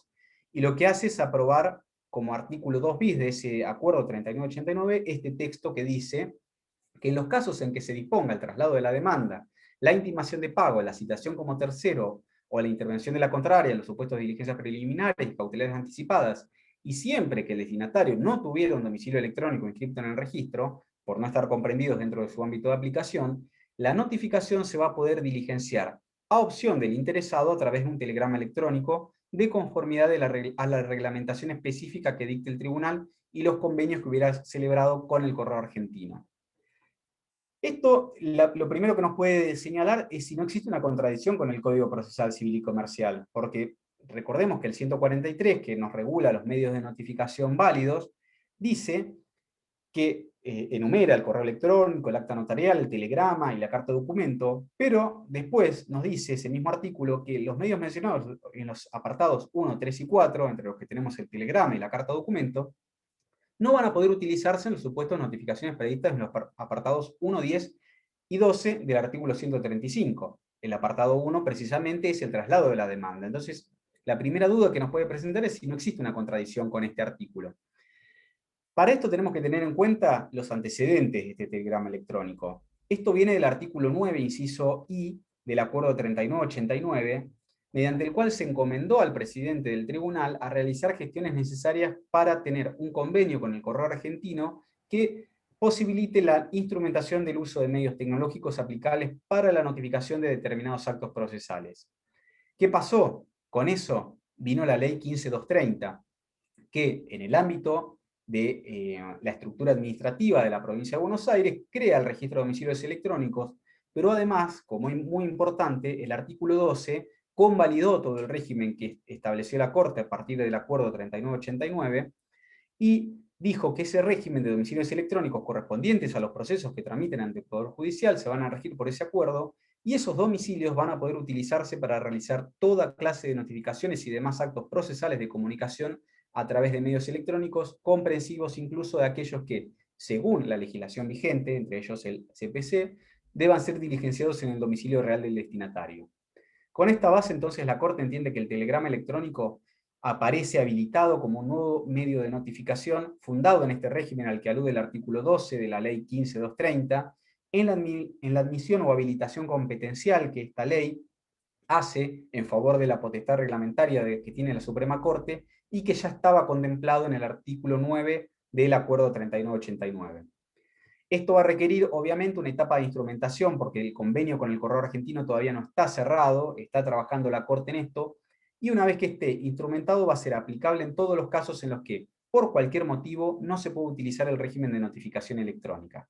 Este telegrama electrónico entonces aparece como la posibilidad de usarse para notificar el traslado de la demanda, intimación de pago y demás, siempre entonces remarcando que el destinatario no tuviera un domicilio inscripto, electrónico inscripto en el registro de domicilios. Va a ser una opción más que va a ser aplicable a los supuestos en que se deba notificar esos actos en un domicilio físico, alternativo a la cédula clásica en papel.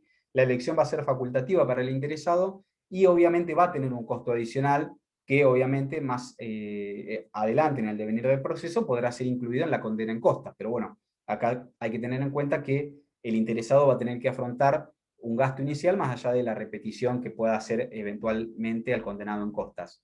Y como les decía, todos los pormenores de su puesta en práctica, la modalidad, el costo, bien el procedimiento, va a depender de los términos del convenio que finalmente se concrete con el correo argentino. Estas son las novedades, ahí voy a dejar ya de compartir la pantalla. Estas son las novedades que nos trae en materia de notificaciones este nuevo acuerdo 4013.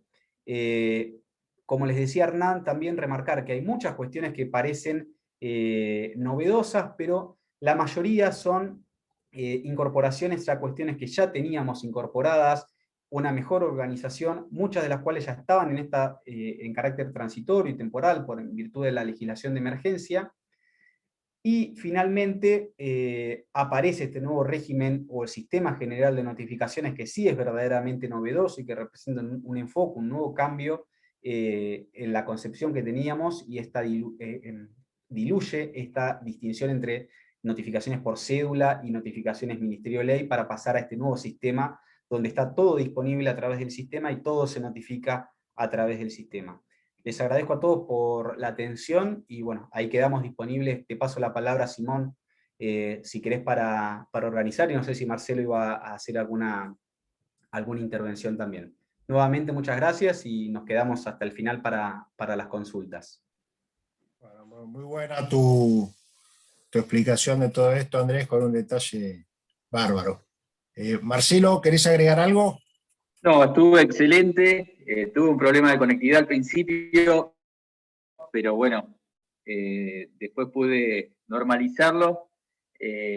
No, la verdad que fue muy completo, muy claro. No, para nada voy a agregar a la exposición. Ahí estuve viendo las preguntas. La compañera que preguntaba por la gente con discapacidad, la Corte, y estaba en el texto, va a implementar mecanismos de ayuda para las personas que estén en alguna situación de vulnerabilidad o colectivos con situaciones especiales. Como estaba viendo el chat, como dijo Simón, la contemplación fue para las personas con incapacidad visual. Es una situación particular. No es respecto de la generalidad de personas que pueden tener problemas de discapacidad o capacidades especiales de algún tipo, o también de comprensión del texto jurídico. Creo que es un avance no mandar las copias en papel, independientemente de la pandemia, a través de un vínculo. Es a la pregunta del chat. En lo demás estuvo excelente todo.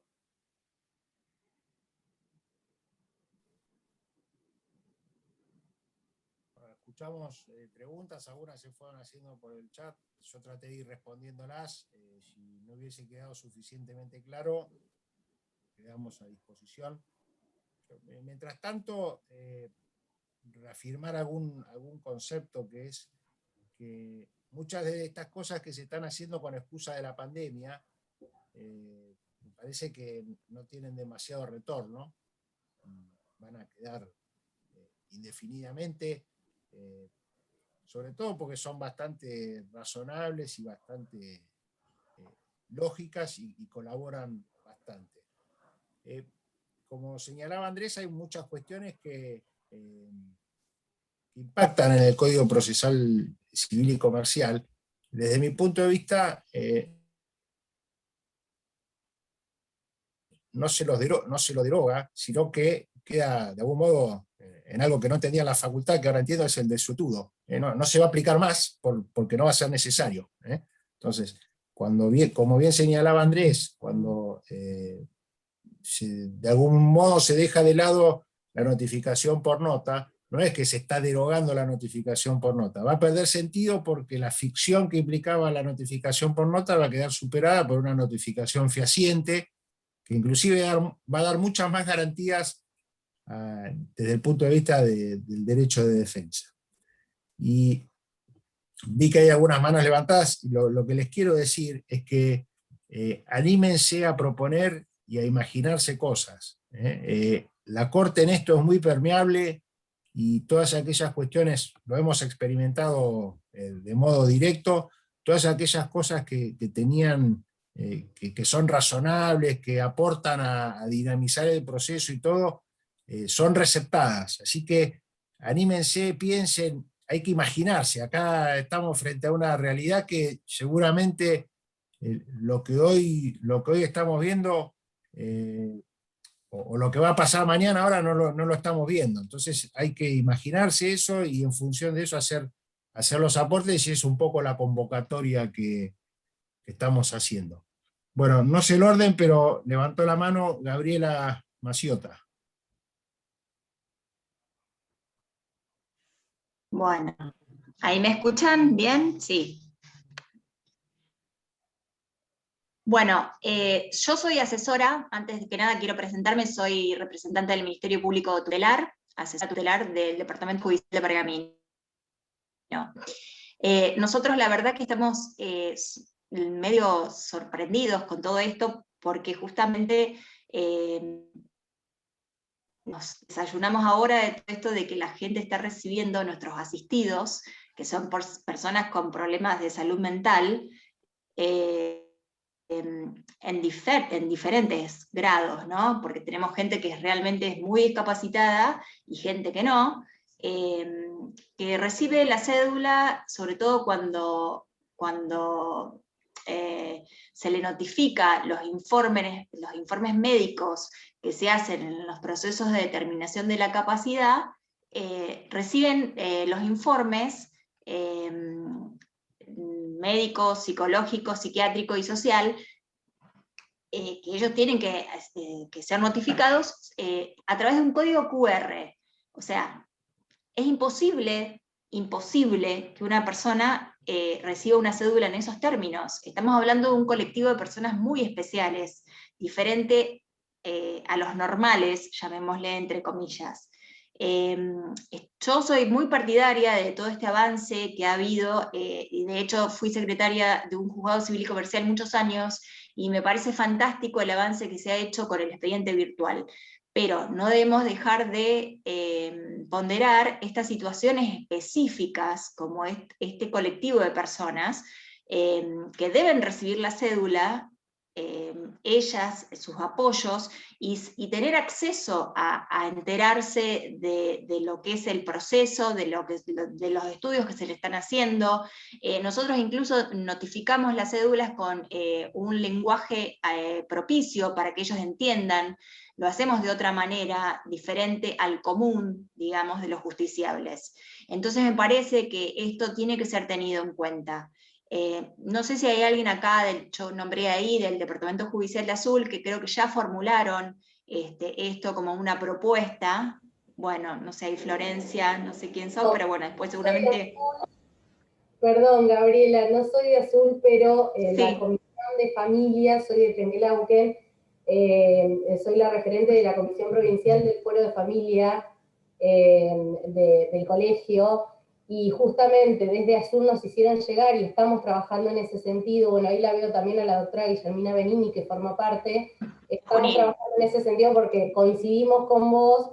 Justamente el doctor Arrondo nos hizo llegar la propuesta, en este sentido, sobre todo por el colectivo de personas con vulnerabilidad. Están en conocimiento también la Comisión de Discapacidad del Colegio de Provincia, para poder formular esta propuesta, porque realmente es preocupante. Totalmente. Sí. Perdón, Nosotros Gabriela, lo vamos a formular. Sí. Gabriel, no, coincido en la preocupación, me parece es muy importante considerarla. Esto creo que, como pidió Simón, es importante si lo podés mandar. Nosotros tenemos la posibilidad, realmente la Corte se ha mostrado muy receptiva a asumir un montón de propuestas y considerarlas, y me parece súper atendible. Así que por ahí, para que no se pase, muchas veces en todas las propuestas que hay o en las reuniones, puede pasar que alguna cuestión quede, que se toma como importante y después por ahí se pierde o uno se le olvida. Si podés mandarnos el mail, que seguramente va a haber consenso para presentarlo, y como te decía, por ahí estamos en una oportunidad o en una posición de diálogo con la Corte donde se pueda implementar. Así que estaría bueno que lo curse formalmente, así Sí. no se pierde en el camino. Así que... Así lo vamos a hacer. Incluso está el doctor también, Walter Giuliani, el juez de familia, que también estaba preocupado por la situación de Pergamino, de donde es Gabriela, así que se va a hacer la presentación al mail que refería a Simón. Sí. Vamos a hacer. Te hago una pregunta, Gabriela. Sí. Actualmente, este colectivo al que haces referencia, a ver, me parece sumamente válida la observación. Este colectivo al que haces referencia, ¿qué es lo que recibe?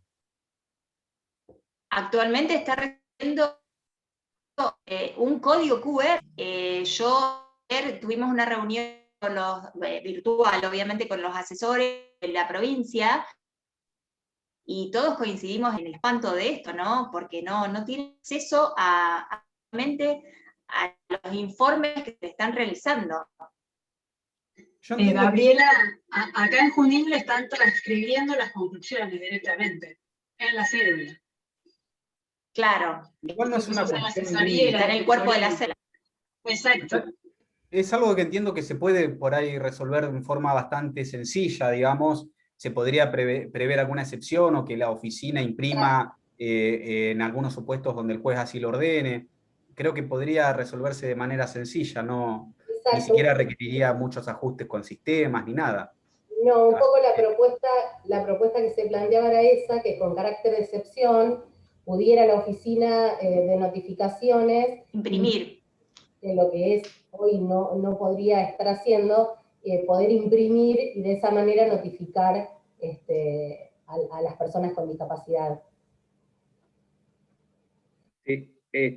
Perdón, chicas, lo que yo decía antes, la situación de determinados grupos, personas especialmente vulnerables, con discapacidad, o que generacionalmente no están capacitados para comprender la tecnología, permite ahora extender ayuda que antes por ahí no tenían. Y esto, digamos, esta situación que están planteando, un poco la Corte la tuvo en cuenta para abrir una puerta. Yo les comentaba, lo encontré, el artículo 7 del acuerdo prevé esos mecanismos respecto de todas las personas, pero especialmente de los grupos particularmente vulnerables.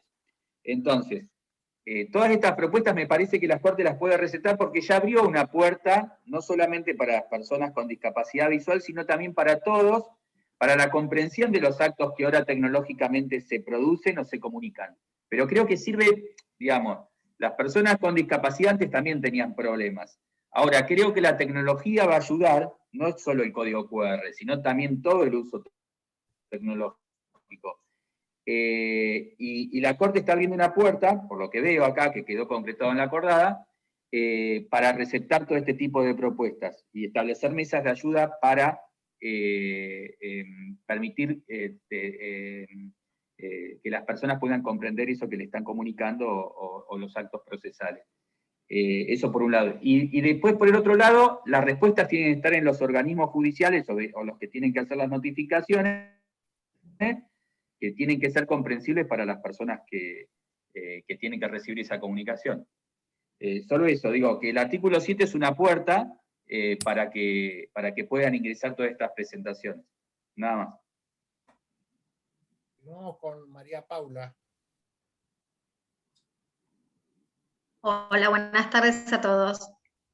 Me presento, yo soy de la departamental Moreno General Rodríguez, y la verdad que escuchando la exposición, que fue de suma claridad, va a ayudar inclusive en la lectura de todo lo que es el nuevo reglamento, me llama la atención en el artículo 9, y ojo que yo vengo de una defensoría, es decir, que estoy de la otra parte, pero me llama la atención que en el artículo 9 referían que sigue estando habilitada la presentación de escritos fuera de los horarios que normalmente tenemos para la presentación, de 8 a 14, siendo que es algo que está gestionado mayormente desde dentro de lo que es el Poder Judicial y que obviamente atenta contra la labor de los compañeros de los juzgados, sobre todo en el caso de nuestra departamental, Moreno General Rodríguez, fuero de familia, 3 juzgados totalmente colapsados. Me llama la atención que volvamos a plantear una cuestión que atenta contra nuestro derecho laboral, una jornada concreta, de 8 a 14. Y vuelvo a decirlo, estoy hablando del otro lado del escritorio como abogada, que muchas veces me pasa. De hecho, mientras estaba la charla, lamentablemente tenía pantalla partida porque seguía asistiendo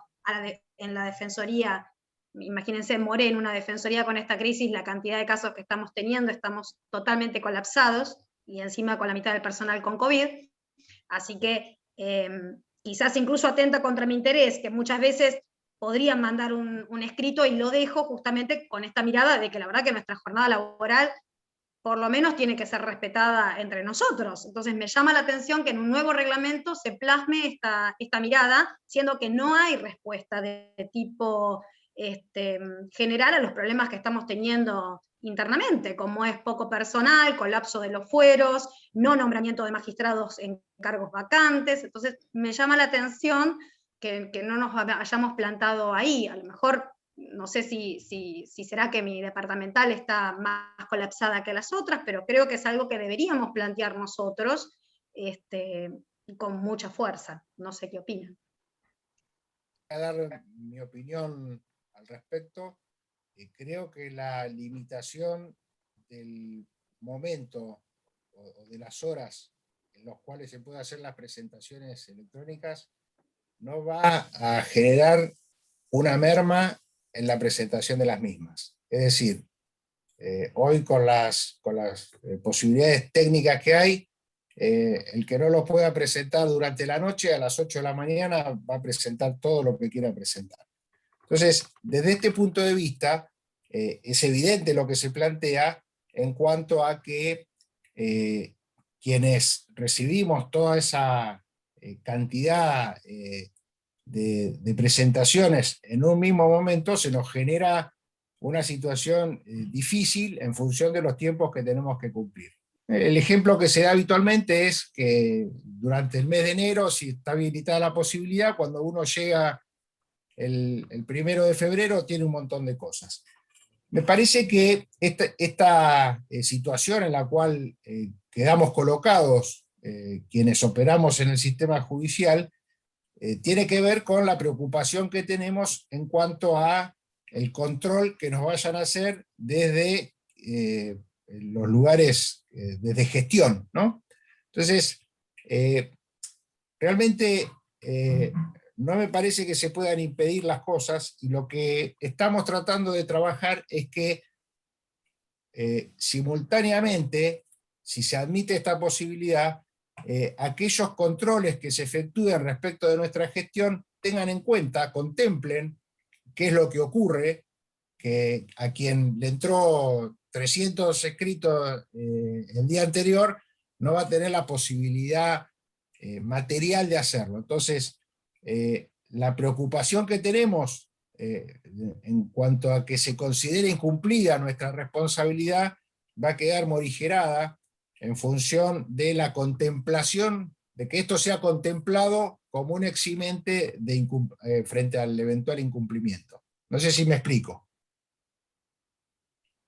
Sí, está clarísimo, pero sigue siendo potencial, doctor. La realidad es que hoy eso no está así, y la realidad, insisto, a nosotros, por ejemplo, en Defensoría, esa realidad la aprendimos con el trabajo virtual. Nosotros, nuestros consultantes hoy mayormente ingresan por la vía del mail. Entonces a mí también me pasa, me mandan mails sábado, domingo, lunes a las 10 de la noche, o sea que cuando yo arranco mi jornada laboral a las 8 de la mañana, ya arranco con 10 consultantes esperándome en fila. Y esa gente, cuando reclama, en el caso mío, a la Defensoría General, que no le di respuesta rápida a mi consulta, dice: yo le mandé mail tal fecha. Hasta ahora, doctor, por lo menos en el ámbito del Ministerio Público de la provincia de Buenos Aires, no tenemos esa precaución que usted menciona. Por eso, insisto, la manifiesto, porque la celeridad en la cual creo que estamos todos contestes de que es muy oportuna y que además garantiza el acceso a la justicia y la celeridad procesal que se nos requiere, nadie la va a poner en discusión. Pero sí que tendríamos que ser prudentes también nosotros mismos, que somos los operadores y conocemos las falencias del sistema, del recurso humano, que es el más finito.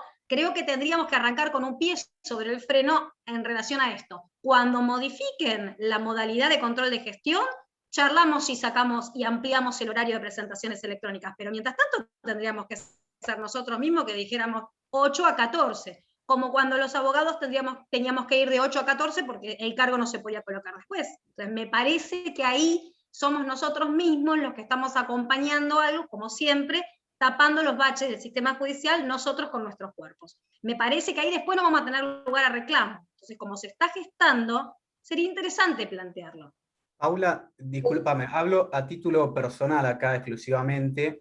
Yo no creo que la solución sea una limitación en el horario. Yo creo que tenemos un montón de inconvenientes de falta de personal y de estructura y de recursos que no se va a solucionar con una limitación de la presentación. Las presentaciones las van a seguir haciendo en la misma cantidad que las están haciendo, porque las van a dejar en borrador y las van a presentar a las 8 que se habilita el sistema.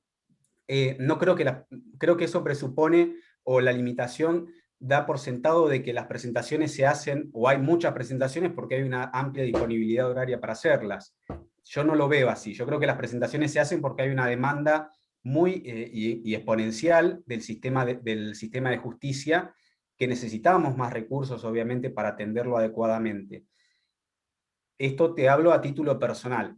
El planteo tampoco se hizo en esta oportunidad de una limitación. Entiendo yo que es porque la Corte tampoco tiene voluntad y no va, o no entiendo yo que tenga voluntad de avanzar con una limitación horaria, porque considero que entiende que no es la solución tampoco. Lo mismo que pasa con las ferias, yo creo que hoy las ferias tenemos que pensar en soluciones más macro y replantearnos el sistema de ferias, y si podemos seguir con un sistema de ferias judiciales, pero no son discusiones, me parece que las podemos dar en el marco de una lectura, de un análisis, de un reglamento. Son súper válidas todas las preocupaciones, pero lo personal no creo que una limitación pueda ser una solución a esas cuestiones que planteás y que son obviamente ciertas porque las conocemos todos. Pero bueno, simplemente eso.